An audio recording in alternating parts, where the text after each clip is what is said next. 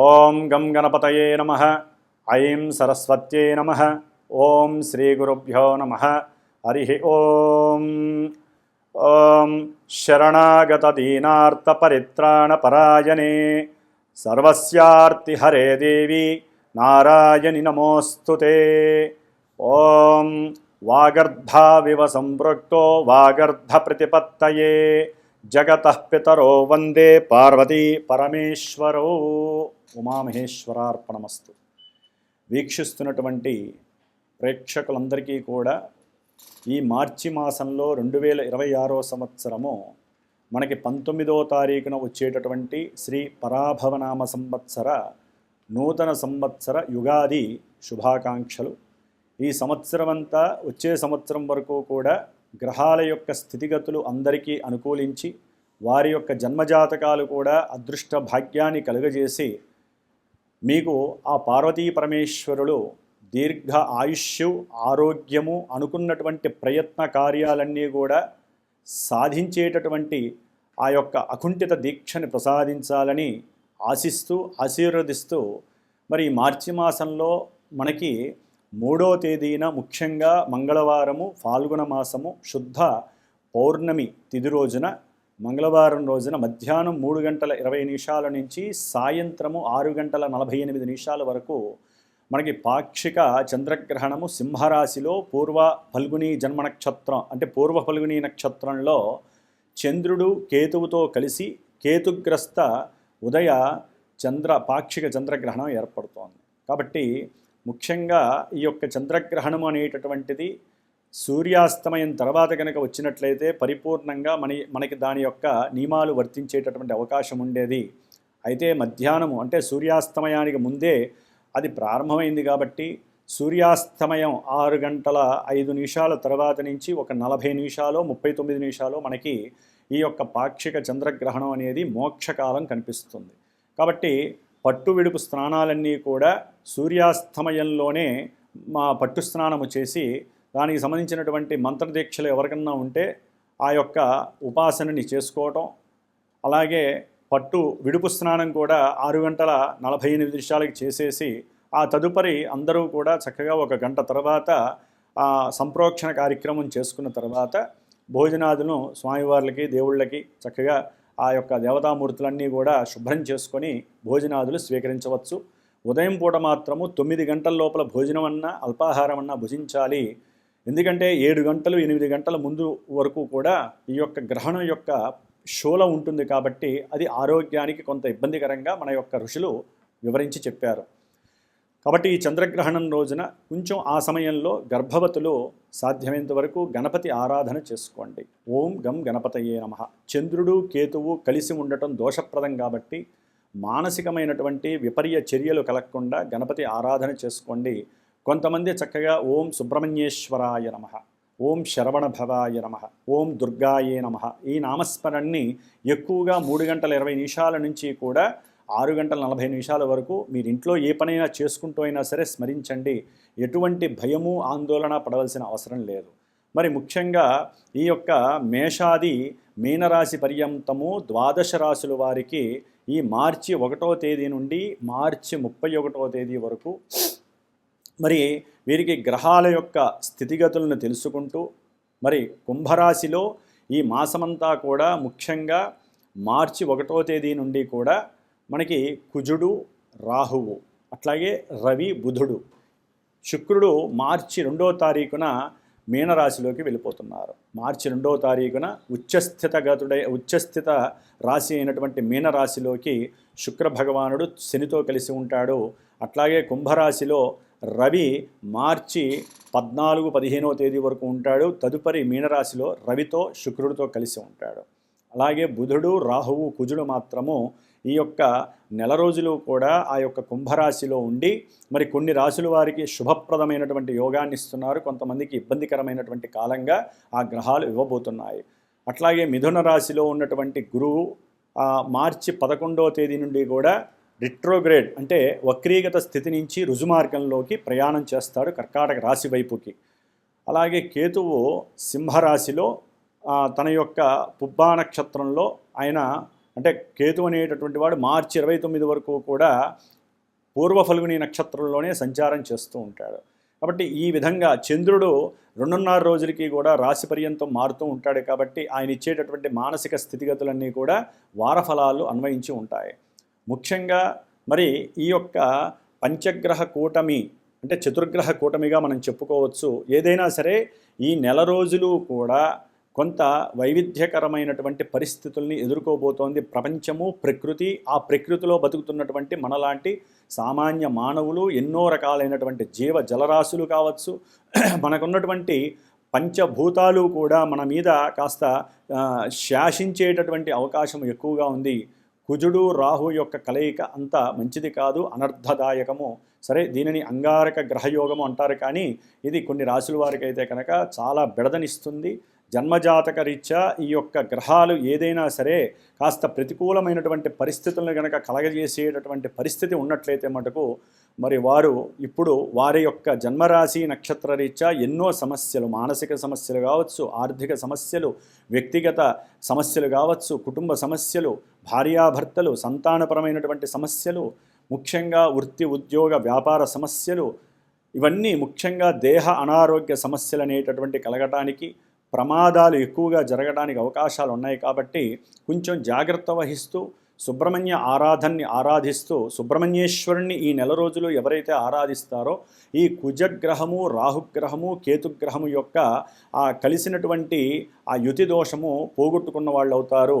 అలాగే మా యొక్క శ్రీమాత జ్యోతిషాలయ పీఠమునందు ఈ మార్చి 2వ తేదీ నుండి దాదాపుగా ఏప్రిల్ 3వ తేదీ వరకు కూడా 5వ తేదీ వరకు కూడా ఈ కుజరాహు కేతుగ్రహాల యొక్క స్థితి మంచిది కాదు. కాబట్టి ఆ సర్పదోష ప్రభావము జాతకాలలో ఎవరికైనా సరే కుజదోషము కానీ అట్లాగే రాహుకేతువుల యొక్క సర్పదోషము కానీ ఉండి వారికి సంతానం లేకపోయినా, ఒకవేళ సంతాన భాగ్యము కలిగినట్లుగా అనిపించి 1-4 సార్లు గర్భవిచ్ఛిన్న దోషాలు కలుగుతున్నా, సంతానము పుట్టి కూడా 1-4 సార్లు చనిపోతున్నా వారు కానివ్వండి, అట్లాగే అసలు సంతాన భాగ్యము లేదు అనుకున్నటువంటి వారు, ముఖ్యంగా భార్యాభర్తల మధ్య అనుకూలత సరిగ్గా లేక ప్రతికూలమైనటువంటి మనసుతో భావనలతో ఎప్పుడూ కూడా తగువులు ఆడుకునేటటువంటి వారు, వివాహము అవుతుంది అనుకొని పెండి మండపం దాకా వచ్చినప్పుడు కూడా పెండ్లిళ్ళు ఆగిపోయినటువంటి వారు, అట్లాగే ముఖ్యంగా ప్రమాదాలు ఎక్కువగా జరుగుతూ ఉన్నటువంటి వారు,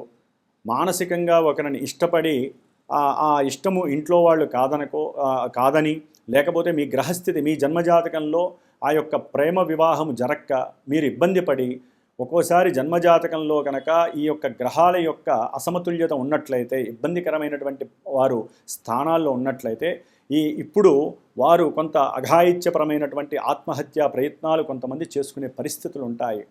అందరూ కాదు, కొంతమంది మాత్రమే. అది కూడా జన్మజాతకంలో అన్వయించబడితేనే జరుగుతుంది. అది గుర్తుపెట్టుకోవాలి వినేవాళ్ళంతా కూడా.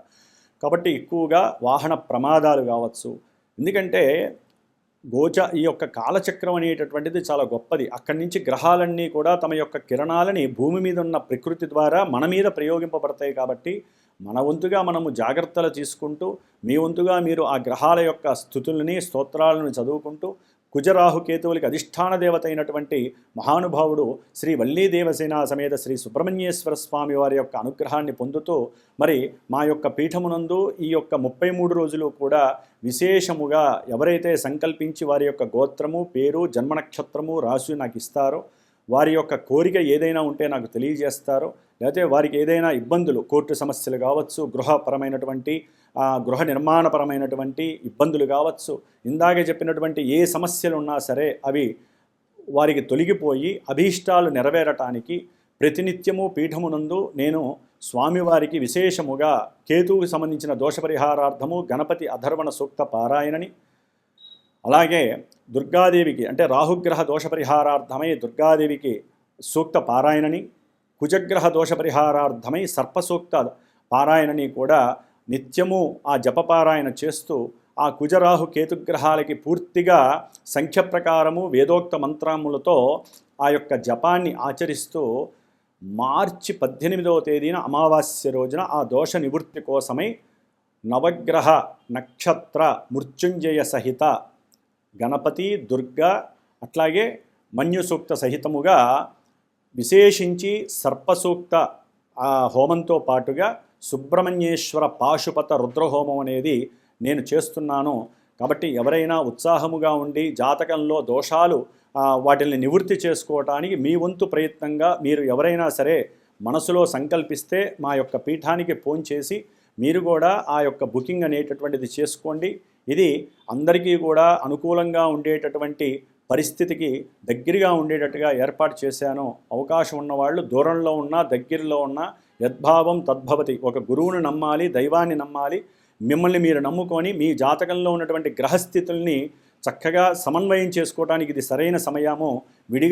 మీరు విడిగా జాతకరీత్యా చేయించుకోవాలన్నా ఇలాంటి కార్యక్రమాలు చేయాలన్నా చాలా విశేషమైనటువంటి ధనము ఖర్చుగా అవుతుంది. కాబట్టి ఇది పీఠం తరపున నేను సామూహికంగా చేస్తున్నాను కాబట్టి దీని యొక్క ఫలితం కూడా చాలా అధికంగా వస్తుందని నమ్మి మీరు కూడా ఈ యొక్క కార్యక్రమంలో పార్టిసిపేట్ చేయగలరు. మరి మేషాది మీనరాశి పర్యంతము ఏ రాశుల వారికి ఈ యొక్క గ్రహస్థితి ఏ విధమైన అనుకూలాలని ప్రతికూలాలని ఇస్తుందో తెలుసుకుందాం. ఓం శరవణ భవాయ నమః.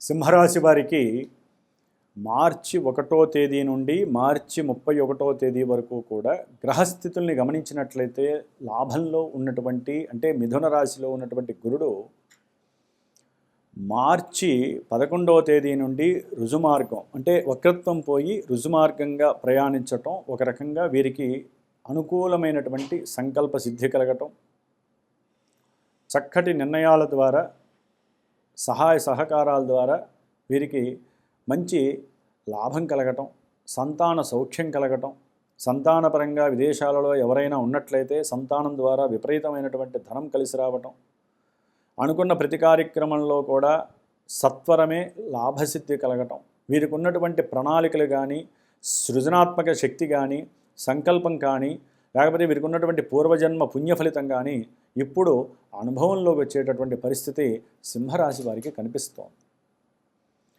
అలాగే సింహరాశి వారికి ఇంకా చెప్పుకోదగినటువంటి పరిస్థితులుగా ఉంటే శుక్రుడు అష్టమ స్థానమైనటువంటి మీనరాశిలో ఉచ్చస్థితిని పొందటం ఈ మార్చి 2వ తేదీ నుండి ఈ నెలాఖరు వరకు 27, 28 వరకు కూడా ఉచ్చస్థితిని పొందుతున్నాడు. ఇది కూడా ఆకస్మికంగా వీరు కొన్ని విషయాల యందు అంతర్గత విషయాల యందు సొంతంగా ఆలోచనలు నిర్ణయం చేసుకోవటం, అవి జరక్క ఆలస్యం అవటం, దాని ద్వారా మనోవ్యధ వారు పడటము, అట్లాగే బంధుమిత్రాదుల్ని అకస్మాత్తుగా విందు వినోదాల నిమిత్తం కలవటము, వ్యాపార రీత్యా కూడా వీరు ఏదైనా సరే కొన్ని అనుకోని నిర్ణయాలు తీసుకొని తర్వాత బాధపడటము, ప్రమోషన్స్కి ప్రయత్నం చేసి అవి వస్తాయి అనుకున్నటువంటి సందర్భంలో ఎవరో ఒకరి ద్వారా అంటే వీరి కింద సేవ చేసే అంటే సేవకావృత్తిలో ఎవరైతే ఉంటారో వారి కింద పనిచేసే వారి ద్వారా అడ్డు తగలటమే కాకుండా వీరికి ఉన్నటువంటి కాస్త సంకల్పాన్ని వక్రీకరించి పై అధికారులకు చెప్పి వీరికి అవమాన క్షోభని కలుగజేసేటటువంటి పరిస్థితి సింహరాశి వారికి కలుగుతోంది. అంటే శుక్రుడు ఉచ్చస్థితిని పొంది అష్టమంలో ఉండడం ద్వారా ఒక్కోసారి ఆకస్మికంగా భార్యాభర్తలు విడిపోయిన వాళ్ళు కూడా కలిసే అవకాశం ఉంటుంది. శుక్రుడు ఇలా ఉండటం ద్వారా ఒక్కోసారి ఆర్థికంగా పెట్టుబడులు పెట్టే పరిస్థితి కలుగుతుంది వ్యాపారంలో. ఇవన్నీ కొంచెం ఆలోచించుకోవాలి. శుక్రుడు ఉచ్చస్థితిలో ఉండగానే పెట్టుకోవడం కాదు, ఆయన ఎవరితో కలిశాడు, శనితో కలిసి ఉన్నాడు. అట్లాగే వీళ్ళ గ్రహస్థితి సింహరాశి వారికి ఎలా ఉంది, మార్చి 3వ తేదీన చంద్రుడు వ్యాధిపతి అయ్యే కేతువుతో కలిసి గ్రహణం పడుతోంది. అంటే గ్రహణాన్ని పరిపూర్ణంగా అనుభవిస్తున్న వాళ్ళల్లో సింహరాశి వాళ్ళు ప్రథములు, అధమస్తపు ఫలితాన్ని అనుభవిస్తున్నారు.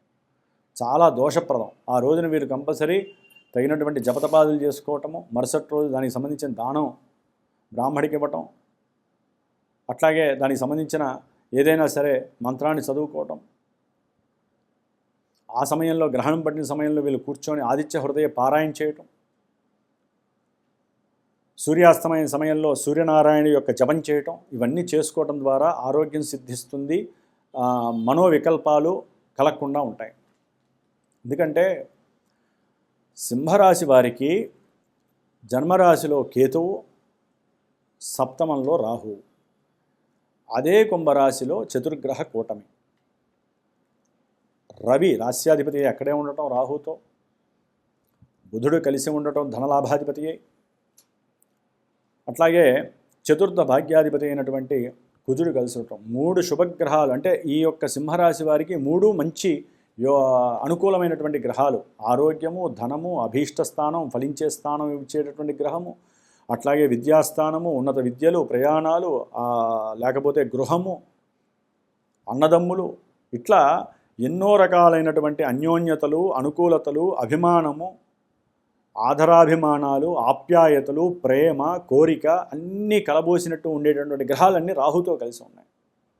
ఆల్రెడీ వీరికి రాహుకేతువుల వలన సర్పదోషం నడుస్తోంది. ఒక రకంగా చెప్పాలంటే తక్షక కాల సర్పయోగ దోషం నడుస్తోంది వీళ్ళకి. ఇది మహాయాతలను గురి చేస్తుంది, ఆరోగ్యాన్ని క్షీణింపజేస్తుంది. మార్చి 14న సూర్య భగవానుడు శనితో కలుస్తాడు 8వ స్థానంలో. ఇది ఇంకా హాస్పిటలైజేషన్స్, కొంతమందికి అయితే కనుక ఉదరపూరితంగా కావచ్చు, లేకపోతే జీర్ణక్రియ సమస్యలు కావచ్చు, ఏదో రకమైనటువంటి అనారోగ్య సమస్య వీరిని ఆపరేషన్స్ దాకా తీసుకెళ్లే పరిస్థితి ఉంటుంది. అంటే జన్మజాతకంలో లగ్నం నుంచి ఏదైనా పాప మహర్దశలు, అంతర్దశలు, విదశలు జరిగితే అవి ఇక్కడ కనిపిస్తే అవి మాత్రమే జరుగుతాయి. అట్లానే అందరికీ జరగవు. కొంతమందికి తండ్రి గారి యొక్క ఆరోగ్యము వీరికి ఒక విషమంగా తయారవుతుంది.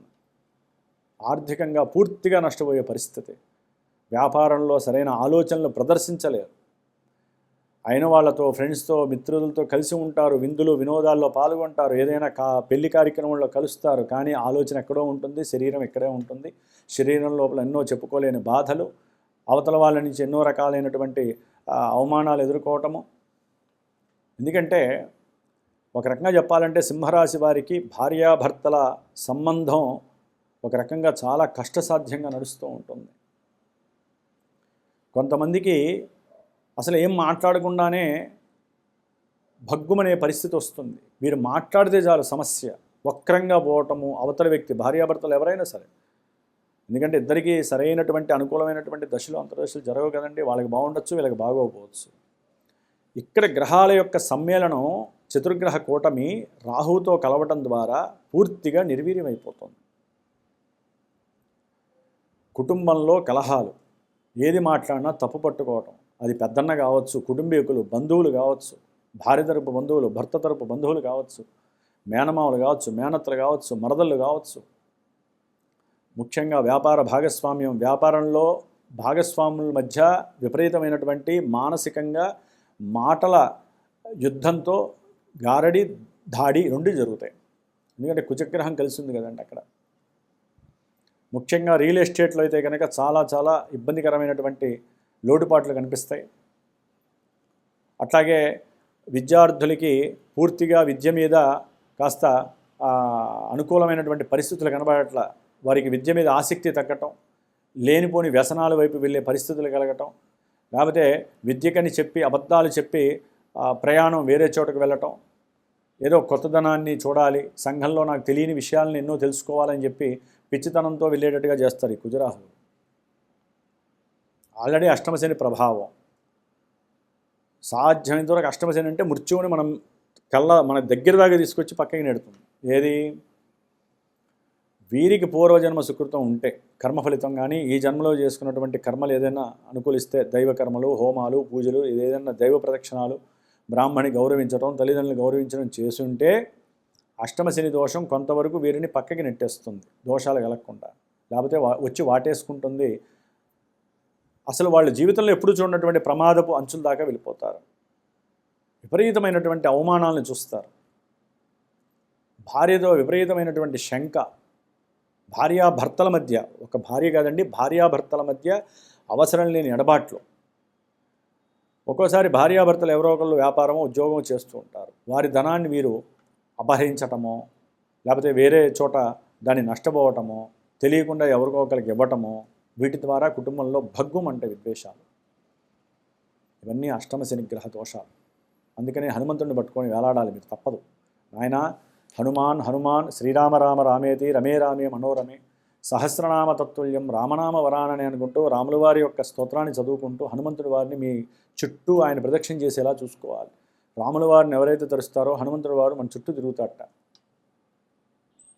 భక్తి పారవస్యం కదా అయింది. తెలియదు, మనం మనుషులుగా భావించడు. రాముల వారు మనలో ఉన్నాడు అనుకుంటాడు అంతే. మీరు ఆ పని చేయండి. లేకపోతే ఫ్యామిలీస్ విడిపోయే అవకాశాలు చాలా ఉంటాయి ఈ సింహరాశి వారికి. ఎందుకంటే సప్తమంలో చతుర్గ్రహ కూటంలో ఆటలాడించేది ఎవరై అంటే కుజరాహులండి. అసలు సమస్య లేని వాళ్ళకు కూడా భగ్గుమనిపిస్తుంది వ్యవహారం. కోర్టు కేసులు, విపరీతమైనటువంటి కోర్టు కేసులు, భూ వివాదాలు, వీళ్ళ భూముల్ని ఎవరో కబ్జా చేయటం, లేదా వీళ్ళని బెదిరించటం, వీళ్ళకు ఉన్నటువంటి గృహం ఏదైనా నిర్మాణం చేస్తుంటే గవర్నమెంట్ వాళ్ళు వచ్చి వీళ్ళని బెదిరించటం, వాళ్ళకి డబ్బు దారపోయటం, డబ్బు నష్టం జరగటం, మీ మీద అవసరం లేనటువంటి మా స్థలంలో మీరు ఇల్లు కట్టుకున్నారని మీ మీద కేసులు వేయటం, దాని ద్వారా ధనాన్ని నష్టపోవటం, మీకు మనశ్శాంతి లేకపోవటం, అట్లాగే ఏదైనా భూమి కొందామని చెప్పి వెళ్తే అక్కడ మోసాలు జరగటం, డబ్బులు తీసుకొని కూడా మీరు డబ్బులు ఇవ్వలేదని చెప్పి నలుగురి చేత మిమ్మల్ని కొట్టించటం, ఇలాంటివి కూడా జరిగే అవకాశాలు ఉంటాయండి. అలాగే భాగస్వాముల మధ్య అయితే కనుక పరిపూర్ణ విరోధత్వము, ఆర్థిక లావాదేవీల్లో పరిపూర్ణంగా మీ మధ్య లేనిపోని తగవులు కలగటము, మీ మధ్య కర్మ వారధి అయినటువంటి సిస్టమ్స్ అన్నీ ఫెయిల్యూర్ అవుతాయి. ఒకప్పుడు బాగున్నాం కదండి అంటే ఇప్పుడు గ్రహస్థితి బాగాలేదు, తప్పదు. కుజరాహుకేతువుల యొక్క ప్రమాద గంటికలు ఇవన్నీ కూడా. అట్లాగే మీ యొక్క జన్మరాశిలో పూర్వఫల్గుని నక్షత్రంలో ముఖ్యంగా చంద్రకేతువులు కలిసి పాక్షిక చంద్రగ్రహణం, ఇది మహాదోషప్రదమైనటువంటిది. ఎప్పుడైనా సరే మనకి దోషాలు కలిగినప్పుడు దానికి తగినటువంటి జపతపాదులు, హోమాదులు, దానాదులు, ప్రదక్షిణాలు, పూజలు, అభిషేకాలు చేసుకోకపోతే అవి మనల్ని వెంబడిస్తూనే ఉంటాయి. అటు దశలు, అంతర్దశలు, ఇది జన్మజాతకము, గోచారము, గ్రహణాలు, ఏంటండి ఇదంతా కూడా అల్లాడిస్తే తప్పదు. అనుభవించడానికే మనం పుట్టాం, కర్మలను అనుభవిస్తూనే బతకాలి. అందుకనే తప్పనిసరిగా భార్యాభర్తల అన్యోన్యత గురించి కానీ, విద్యార్థులు విద్యాభ్యాసంలో ఆటంకాలు, విఘ్నాలు లేకుండా, అట్లాగే కొంతమందికి సింహరాశి వారికి తల్లి యొక్క అనారోగ్యపరంగా ఇబ్బందులు కలగకుండా, ప్రయాణాలలో విపరీతమైనటువంటి ప్రమాదాలు చూసే అవకాశం ఉంటుంది. ఆ ప్రమాద సూచికలు మీకు కలగకుండా, ఆర్థిక ధన నష్టాలు వ్యాపారాదుల్లో కానీ, భార్యాభర్తల మధ్య సంబంధ దోషాలు, లాయర్లకు డబ్బులు తగలేయటం, లేదా ఫ్రెండ్స్ మోసం చేయటం, ఇలాంటివి జరగకుండా, అట్లాగే ఆరోగ్యం క్షీణింపబడుతుంది. తండ్రి యొక్క ఆరోగ్యపరంగా మీకు ధన నష్టం కలుగుతుంది. వారికి ప్రాణ నష్టం కలిగే అవకాశాలు ఉంటాయి కొంతమందికి. ఈ సింహరాశి వారికి హాస్పిటల్స్కి వెళ్ళి ఊరినే ఖర్చు పెట్టడం, అనుకున్న ప్రతి కార్యక్రమం, లేకపోతే ఏదైనా ఒక వస్తువో, ఒక వాహనమో, ఒక బంగారమో, ఒక వెండో అమ్మేటప్పుడు ఎవరో ఒకరు దాన్ని తీసుకెళ్ళి తస్కరించడం, అది ఎక్కడ పెట్టారో మీకు కనపడకపోవటం, లేదా మీ ఇంట్లో ఉన్నటువంటివి కనపడకుండా పోవటం, ఇలాంటివి ఎన్నో జరుగుతూ ఉంటాయి సింహరాశి వారికి. అసలు అర్థం కాదు, వాళ్ళకి ముచ్చెమటలు పడుతూ ఉంటాయి. కాబట్టి మీరు సుబ్రహ్మణ్య ఆరాధన చేయండి. సంతానం కోసం కోర్టు గొడవలు ఉన్నటువంటి వాళ్ళు, లేకపోతే ఎవరైతే భార్యాభర్తల మధ్య, వ్యాపారస్తుల మధ్య సమస్యలు ఉన్నాయో, ఎవరికైతే అనుకున్న పనులు జరగట్లేదో, ఆరోగ్యం బాగోట్లేదో, ఇందాక చెప్పినట్లుగా ఆదిత్య హృదయం చదవండి. అట్లాగే ముఖ్యంగా విష్ణు సహస్రనామం పారాయణ చేయండి. సుబ్రహ్మణ్య అష్టోత్తరాన్ని నిత్యము ఆరాధన భార్యాభర్తలు చేసుకోండి. సంతానం లేనటువంటి వాళ్ళు కానీ, సంతానాన్ని ధరించి ఇంకా కొన్ని నెలలు మోస్తున్నటువంటి వాళ్ళు కానీ సుబ్రహ్మణ్యేశ్వర స్వామిని వదలకండి. ఆల్రెడీ ఎన్నో సమస్యలు ఎదుర్కొని వచ్చారు. ఇప్పుడైనా కాపాడుకోవాలంటే సుబ్రహ్మణ్యేశ్వరుడే మీకు శ్రీరామ రక్ష. కాబట్టి గురు యొక్క బలం ఎంత ఉన్నప్పటికీ మిగతా గ్రహస్థితి బాలేదు. కాబట్టి ముఖ్యంగా ఎవరైనా ఇబ్బందులు పడితే జాబ్స్ పరంగా కానీ, ఆరోగ్యపరంగా ఇట్లా ఉన్నట్లయితే శ్రీమాతా జ్యోతిషాలయ పీఠంలో నేను ప్రత్యేకించి ఇలాంటి వాళ్ళ శ్రేయస్సు కోసము కొన్ని పూజలు మీకు ఆల్రెడీ మొదట్లో తెలియచేసినట్లుగా ఈ 33 రోజులు నేను చేసి పెడతాను. మార్చి 18వ తేదీన ప్రత్యేకించి సుబ్రహ్మణ్య పాశుపత హోమం, సంతానం గురించి కావచ్చు, ఇందాక చెప్పిన దోషాలన్నీ పోవటానికి. ఆయన అనుగ్రహమే మనకి శ్రీరామ రక్ష. కాలసర్పయోగ దోషం జూలై వరకు నడుస్తుంది. కాబట్టి అవకాశము, అభీష్టము ఉన్నటువంటి వాళ్ళు తప్పనిసరిగా సంప్రదించండి. జాతకాల్లో ఏదైనా విపరీతమైనటువంటి దోషాలున్నా కూడా మీకు సమస్యలన్నీ కలుగుతాయి. కాబట్టి జాతకరీత్యా ఏదైనా వివాహ సమస్యలు కానీ, లేదా సంతాన సమస్యలున్నా తప్పకుండా కన్సల్ట్ అవ్వండి. దానికి తగ్గట్టుగా మీరు పరిష్కారాలు ఆచరిస్తూ చేస్తూ ధైర్యంగా ఉండటానికి నా వంతుగా నా యొక్క జ్ఞానాన్ని ప్రదర్శితం చేసి మీకు ఆ పార్వతీ పరమేశ్వరుల యొక్క అనుగ్రహం కలిగేటటువంటి అనుగ్రహాన్ని ఈ 33 రోజులైతే కనుక సుబ్రహ్మణ్య ఆరాధన ద్వారా మీకు విశేషమైనటువంటి ఆ యొక్క భస్మ ప్రసాదము, కంకణ ప్రసాదము మీ దగ్గరికి చేరతాయి. కాబట్టి చేయించుకోవాలి అనుకున్న వాళ్ళు తప్పకుండా మా యొక్క పీఠానికి ఫోన్ చేసి సంప్రదించండి. నేనే ప్రత్యేకించి వారి గోత్రనామాలు చెప్తూ నిత్యము ఆరాధన చేసేటటువంటి అవకాశాన్ని నేనే తీసుకున్నాను. ఓం శరవణ భవాయ నమః.